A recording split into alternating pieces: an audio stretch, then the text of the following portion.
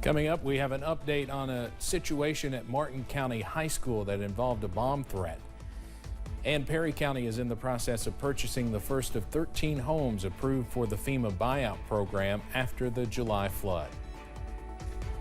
Showers, even some strong storms look possible as we head through the rest of the week. The breakdown on a cool down as well coming up as Mountain News at 6 starts right now. Dedicated to Eastern and Southern Kentucky, this is WYMT Mountain News at 6.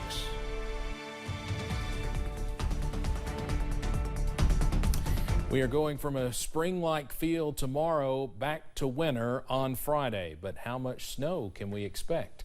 Let's check in with meteorologist Evan Hatter for the very latest on this.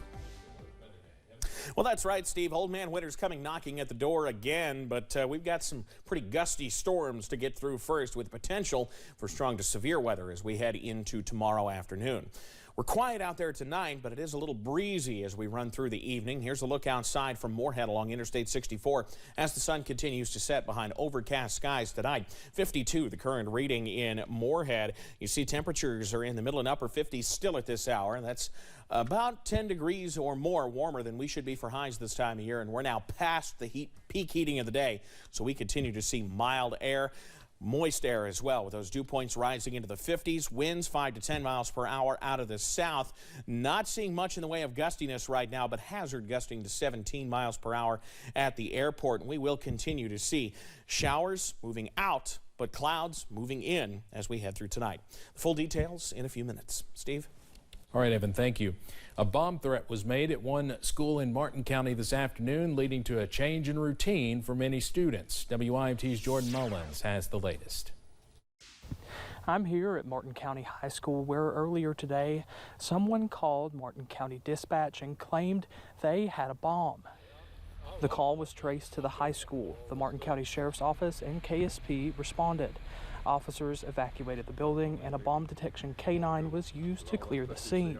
Martin County Sheriff John Kirk adds that even though this may have been a false alarm, keeping staff and students safe is top priority.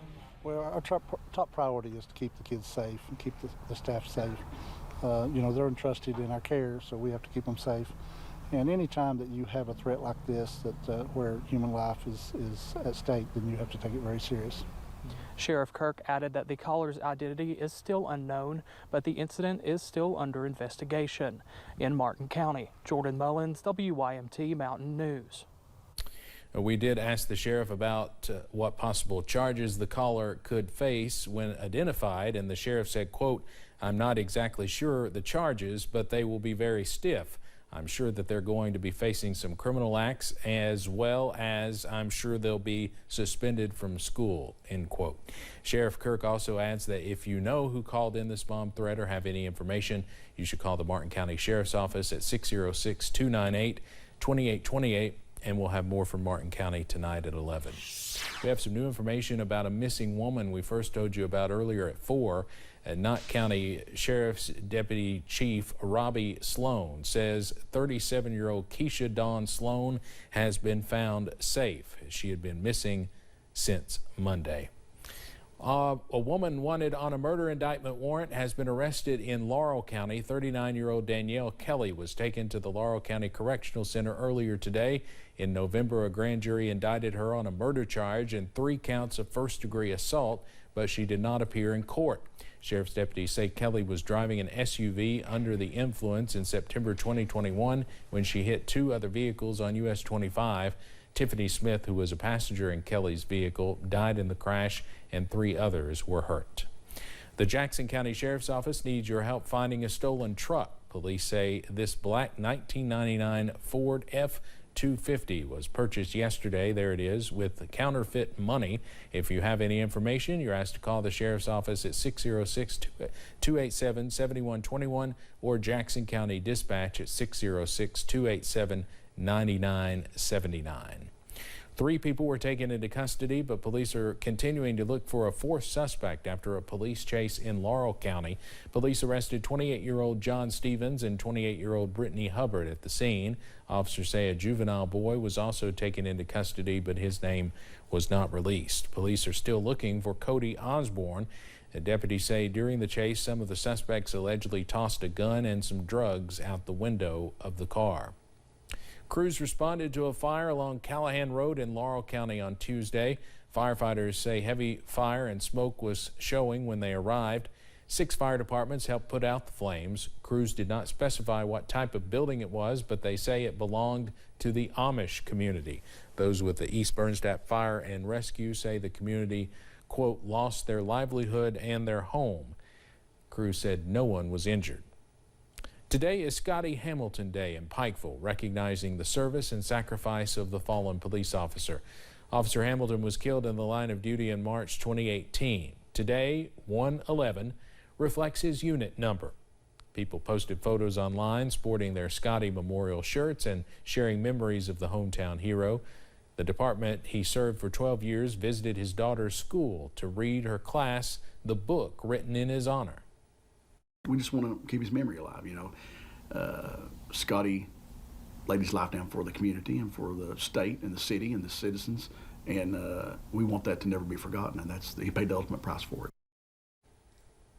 Officer Hamilton's wife, Chelsea, shared with us some of the photos we've been showing you, thanking the department, the Pikeville school system, and her co-workers for helping her make it through the day. More than 5 months following the flood that destroyed countless homes across the region, several Perry County homeowners impacted by the flood will soon enough have the means to buy back or build back better. WYMT's Alyssa Williams has more. Signing off to help homeowners move forward following the flood. It is an honor to be part of something like this that can have this kind of impact on our people. Perry County Judge Executive Scott Alexander joined local and state emergency management personnel to sign a contract for FEMA's Hazard Mitigation Grant Program. This is a buyout for the homeowner. It's a voluntary process. They could sign their property up that got flooded in the July flooding event, and then it allows them to relocate into another area that is not in the flood zone. Thanks to FEMA funding and support from state leaders, 13 homes will be bought out by the Perry County Fiscal Court, a process officials say usually takes up to 2 to 3 years. We will continue to roll once the agreement is fully executed in Frankfort and back to us. I think that we may be able to start purchasing properties within the next 2 to 4 weeks. The homeowners who applied following the flood will be selected at random, and once the homes are purchased, the homes will be torn down and property will not be utilized by Perry County again.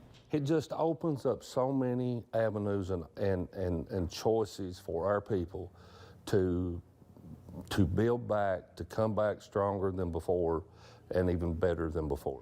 Working together to help Perry County homeowners build back or buy back better than they had before. In Hazard, Alyssa Williams, WYMT Mountain News. Jenny Jo Bronner with Kentucky Emergency Management says they received more than 500 applicants for the buyback program across 7 counties. She says they are working alongside those counties to ensure those homeowners can take part in this opportunity as well. A nonprofit in Whitesburg that has held staples of history for more than 50 years is still recovering from the flood more than 5 months later. WYMT's Olivia Calfee has an update on the rebuilding process. For more than 50 years, Apple Shop in Whitesburg has been flooded with history. It did house our on-air studio for our radio station, WMMT. It held a 150-seat theater, conference room, art gallery. And it has now been more than 5 months since it was flooded with water. And it doesn't seem like 6 months, but it also feels like it's been an eternity. The task of a nonprofit arts organization taking on a massive amount of flood cleanup, it was a big job. A job that did not come easy, being the largest collection of Central Appalachian memorabilia. Staff has worked endlessly ensuring that the history will be preserved.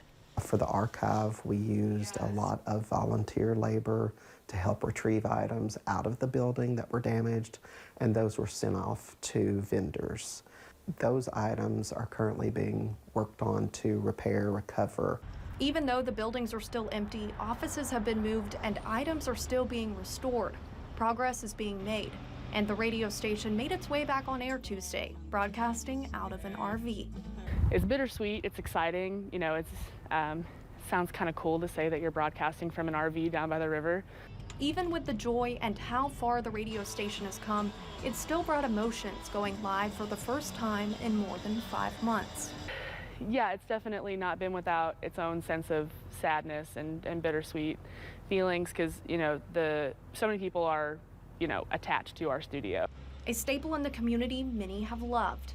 And Royce says Appalshop's mission is to lift up the voices of Appalachians. We're still here with that same core mission, which is to tell the story of the people of the region and to push it out and help others understand that story. And that mission will not be stopped by the flood. In Letcher County, Olivia Calfee, WYMT Mountain News. Roy says they still need the support from the community as they continue to rebuild, and it could take years to get back to where they were. Well, coming up, showers and storms heading our way before we cool it back down. The latest on our First Alert Weather Day coming up after this. Plus, school staff in Hazard and Perry County gave back to the community this afternoon. More on how folks served their neighbors coming up. WYMT News app offers alerts on breaking stories as they